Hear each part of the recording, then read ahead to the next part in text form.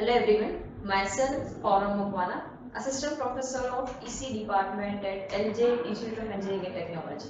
Welcome to the session of Digital System Design. In the last session we have finished unit number 7. In today's session we will start unit number 8, that is a VLSI design flow. Now, what do we mean by VLSI? As a VLSI stands for Very Large Scale Integration, in which there are more than 10,000 transistors are there in a single chip. Alright. So how to design it? So in today's session we will see design paradigm, that is design model. What are different domains, levels and typical VLSI design flow. Now first of all, what is design paradigm? As we can see from this, there are total 3 domains: structural domain, physical domain and the behavioral domain. Alright. Apart from that, there are 3 levels in which we can see circuit level, logic level, RTL level and system level. So this design representation space consists of a domain and labels. Alright, in which this behavioral domain, what it represents? It represents a most abstract design. Second, the structural domain, which specifies the architecture of our system. And the third, the physical domain, which includes the transistor and the layout. Alright, so these are 3 domains of VLSI.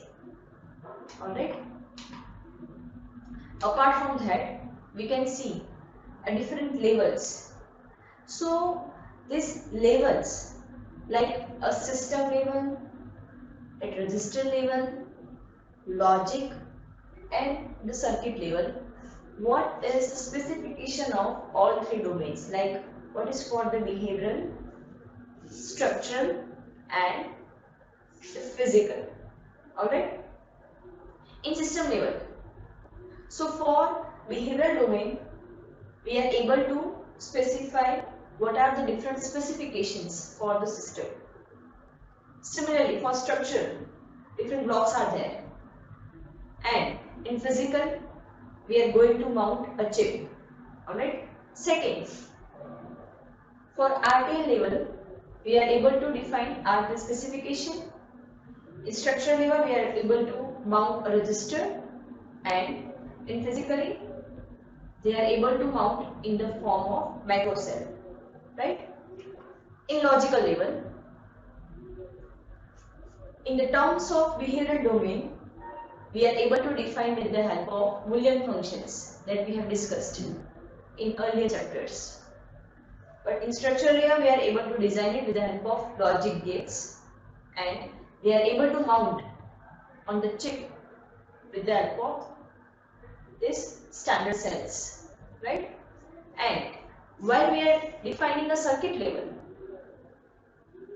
it has a differential equation, transistor in the structure wise, and they are going to be masked on the physical domain.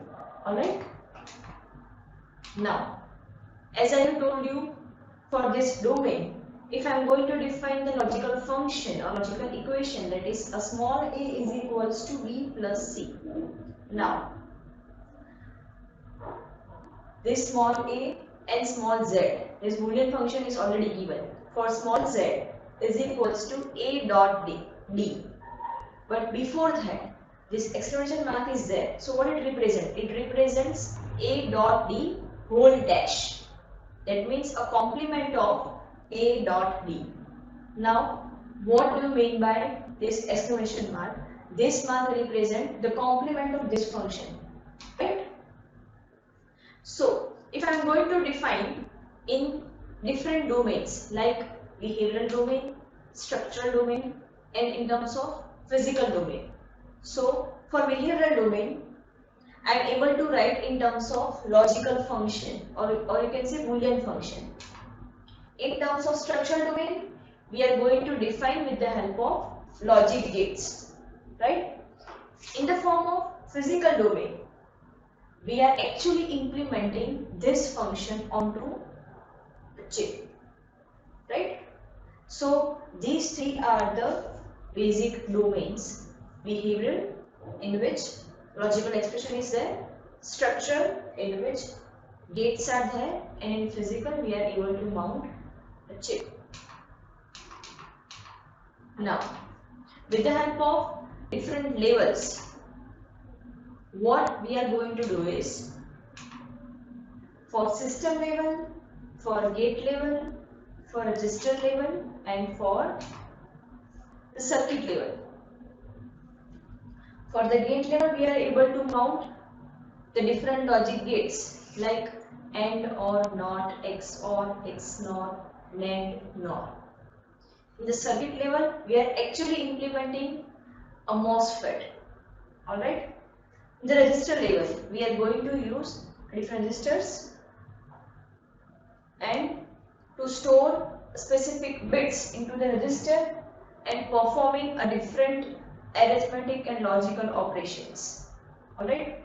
And in system levels, we can only see different blocks are there, but what inside this block is able to define, we need to define whether it is in the inside gate is there, or MOSFET is there, or resistor is there.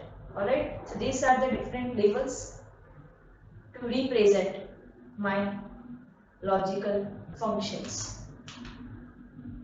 Now, a typical VLSI design flow. As we can see that it has a pre-layout simulation in which we can see a first, before starting a designing of any chip, we need to simulate a specific layout. Alright. First, start. Second, design entry is there. Then logic synthesis, and we are going to partition the system. And again, we are doing a simulation of before a layout is there. Alright. After that, when we are going to simulate the post layout circuit, that means after layout is done. So what is the first step? If the pre-layout simulation is done, we are doing the floor planning, placement and mounting of components on the chip. We are routing that particular components, and after routing the components, we are doing the circuit extraction. Alright. So, in which what are the different design is involved? In first, second and third and fourth, these four blocks are included in the logical design. And for the physical design, we can say the system partitioning, floor planning, placement and routing. These four blocks are all included for the physical design. Alright. So while designing any VLSI circuit, there are two types. First one is a logical design and second one is a physical design. Alright. Logical design, we can say it is having design and entry, logic synthesis, system partitioning and the floor planning. Apart from that, in the physical design, floor planning, placement and the routing of components are there. And after the routing, circuit extraction is there. Once we are achieving our desired circuit, a simulation is going to be done, whether it is properly working or not. Alright, in the software. First, we are doing logical design and the physical design. So the logical design is also known as a front-end design. So there are different steps for this front-end design. The first step that we have seen, what do we mean by design entry? Now, in the design entry, we are going to enter the design into a specific chip. The chip is also known as an application specific integrated circuit. We are going to design a specific chip that have to perform a specific operation for the system. Okay, with the help of hardware description language. Alright, there is a language in which we are able to define or design a specific IC. Second, what do you mean by logic synthesis? So logic synthesis means we are able to generate a netlist. Now what is netlist? Netlist means a logic cells and their connections, right? From the hardware description language code. So what it contains? The logic synthesis consists of following steps. First one is it has a technology independent logic optimization. Second, we are converting a behavioral description to the structural domain, right?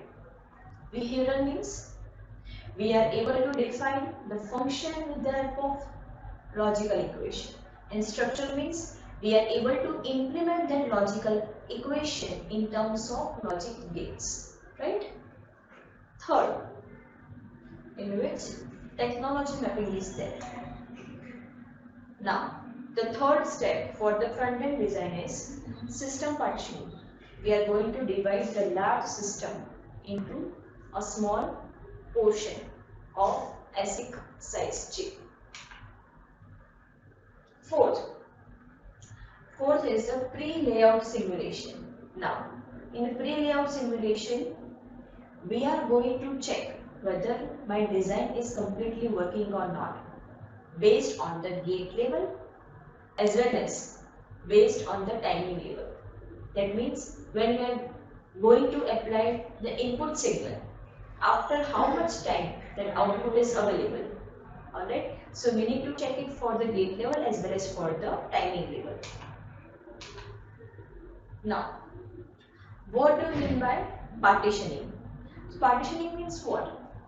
We are going to define that at which position my gate will be there. Alright. For example, this structure is which consists of NAND gate, NOR gate. Right? Over here, 1, 2, 3, 4 gates are NAND gate. 5, 6 is a NOR gate. 7, 8 is a NAND gate, right? So how I am able to mount is all 8 gates into a specific IC in two manners. First one is in the bad manner. For example, if I am going to place it like 1, 3, 2, 4. Similarly for 5, 6, 7, 8. This is not the actual manner. We are going to define it with the form like this. 1, 2, 3, 4. Like 1, 2, 3, 4. 5, 6, 7, 8. Right? This is the manner in which we are able to partition the gates in the IC. Now, as a logical design is finished, there are total 4 steps are there in the physical design. That means a back-end design in which it consists of 4 steps, in which the first one is the floor planning. Now, what we are going to do is, the floor planning, we are going to arrange the block of netlist, or you can say logical connections on the chip. Alright. Sixth, that means a placement. We are going to define the location of cells in the block. Right? That is known as the placement of my components. Seventh, that is a routing. That means we are going to make the connections between cells and the blocks. So, routing provides a connection between cells which are already mounted on the floor, right? Cells as well as the blocks. And the eighth one, that is a circuit extraction, in which we are going to determine the resistance and the capacitance of the interconnection, as we are going to provide the interconnections between the logical cells as well as the blocks. This interconnection itself provides the internal resistance and the capacitance, and we need to define and we need to calculate the resistance and capacitance. Why? Because this effect of resistance and capacitance will also introduce some type of loss itself in the circuit. Alright, apart from that, it will also change the frequency. And the last step is the post layout simulation, in which we are going to check whether my design is still working with the number of loads or not, right? So these 5 are the steps for the backend design, for the physical design. The earlier that we have seen, the 4 steps are for the logical design, or we can say the front-end design. So in a typical VLSI design flow, there are total 2 types of designing, logical and the physical.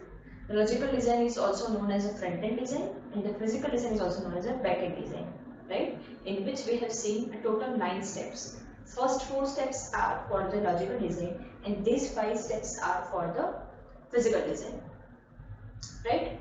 So after the logical design is finished, we are able to do this back-end design. That means physical design. Alright, and 2 types of simulations are there: pre-layout simulation, post-layout simulation. After the connection is made and number of components are mounted, then we need to again check whether my circuit is properly working or not. So that is known as the post-layout simulation, in which we are going to design and we are going to simulate in the hardware description language. Alright, so these are the typical VLSI design flow.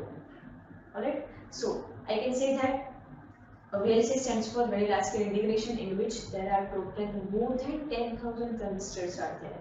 Transistor in which we are going to use a metal oxide semiconductor field effect transistor, is a MOSFET that we are going to use every time, right? Because it has a low propagation delay. Apart from that, it has a low power dissipation that we have seen in chapter number 7. That what are the advantages of CMOS compared to other logic families like TTL, ECL, RTL, DTL, right? So every time we are going to use a MOSFET in a specific IC, if we are going to use it as a switch, right? Now, what is floor planning? I can say the entire arrangement of blocks, which includes the position, is called the floor planning, right? Now, this every functional module is assigned as an outline area.